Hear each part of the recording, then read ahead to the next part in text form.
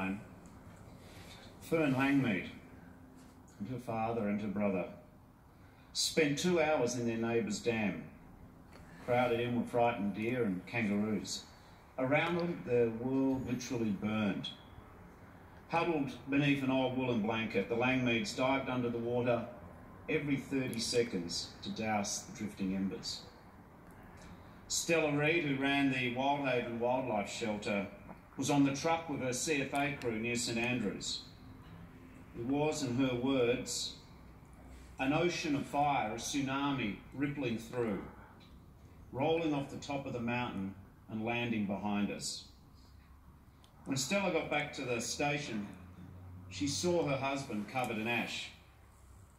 He said, "I'm so sorry, it's all gone. Their home, their shelter, koalas, wombats, joeys in their pouches." Stella recalls an emptiness you've never felt in your life, and a loss of something that you'll never find again. For so many Victorians, the fire took it all. Homes, sheds, fences, livestock. It took pets, precious moments, special spots. But Mr. Speaker, these are the people who live to tell the tale. 173 of our fellow people did not. Families who tried to stay and fight, consumed by the flames. Parents and children who tried to flee, trapped in their cars, chased down by the so fast fire front. So many bereaved. But I think in particular of the story of the 3 Chinese students who perished in a picnic car park above Marysville, trapped in their car so far away from home and family. I think of a little girl who's grown up to be a remarkable young woman. She ran to hundreds of metres from where the actual fire was. The heat was so severe, though, she suffered 4th-degree burns. Her parents perished. Her grandparents, who I got to know, became parents again, but unfortunately they too now have passed. Homes can be rebuilt, farms restocked, things replaced. But seeing that roll call of the bereaved at the exhibition buildings last week just reminds you of the sudden and shocking loss of someone you love. The burden of that grief can never leave the bereaved. For so many of the brave survivors, the 10-year anniversary is merely another raw reminder of what they have truly lost and the process of recovery, a shock that sends them back to that day of panic and terror. As David Barton from Marysville put it, once a year we will be reminded of our fate forever. It's understandable and no wonder that some who left the ruins in the ashes, who moved away, have never returned. Mr. Speaker, as we look back a decade later at the photos and the footage, the sky black with smoke, the horizon a string of flame, it does remain extraordinary to think men and women, firefighters and volunteers, went off to fight that horror, in some cases as their own properties were in flames. Today again, we give thanks for the bravery of our emergency services personnel. We salute the calm and compassion of charities, community groups who brought clothes and blankets and food and comfort, the kindness of everyday Australians, children who sent their own toys to kids who had lost everything. It is amongst that devastation and destruction that the essential goodness and generosity of Australians shone through. I remember being then the Parliamentary Secretary for Bushfire Reconstruction, and some of what I saw will remain with me forever. Firstly, in those days afterwards, as those who visited saw the devastation, the ruin, it was a war zone of burnt-out cars and almost apocalyptic devastation. And secondly, I also remember that while government, state and federal and local provided money and resources, most of the ideas and the initiative came from the communities, the people who loved their 78 communities which were on fire. The footy and cricket and tennis clubs, the Lions Club and Rotary, the school groups. They picked themselves up, they looked after one another, they got each other through.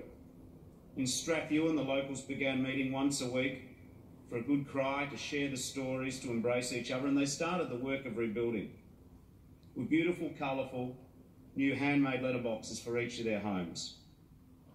The fires burned right up to the perimeter of the Steeles Creek Community Centre, but the building was spared.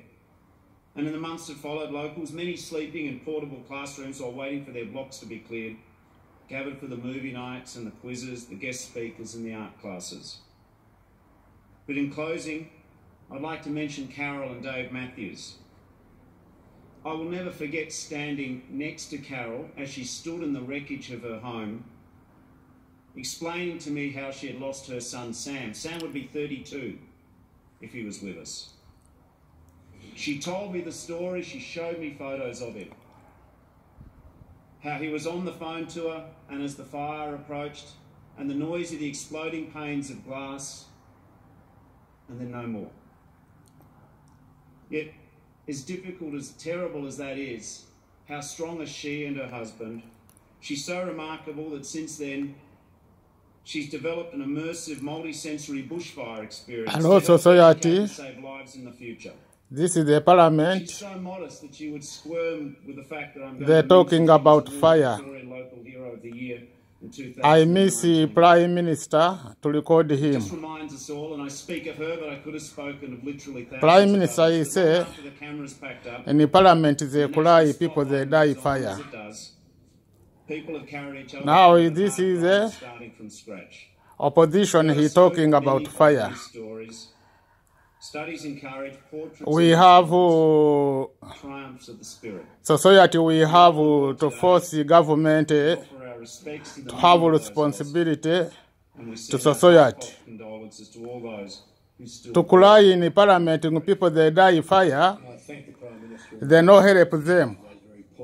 And he says thank you, volunteer. That is not help society. Them government, they don't want to take responsibility to protect society. Now we have to force the government to see he can learn experience to protect society and to respect society. That has ravaged parts of our country in recent weeks and months. Government, they have to apologize about these people they die in the fire and to give them compensation. To think when they give them compensation, they start to take responsibility to take society fire. This is the responsibility government to protect society in the fire. Crying, emergency, volunteer. This is not going to protect society. Government is not listen and is not listen anybody to take advisor to think he can protect her society. If they don't care her society. Now, society we have to be together. Government to apologize about people they die in the fire. To see they can give them compensation. And now this property damage to government to pay. This is the bring government to understand to protect society in the fire. Government is not to protect society in the fire. Government is not to care about society. And this is responsibility government to care society. Now, we have to stand up to think government he can protect people in the fire and he can respect people, society. Thank you very much. Prime Minister, I miss what he been talking. I record the opposition only. And the Commonwealth Government working closely with the Queensland and local government.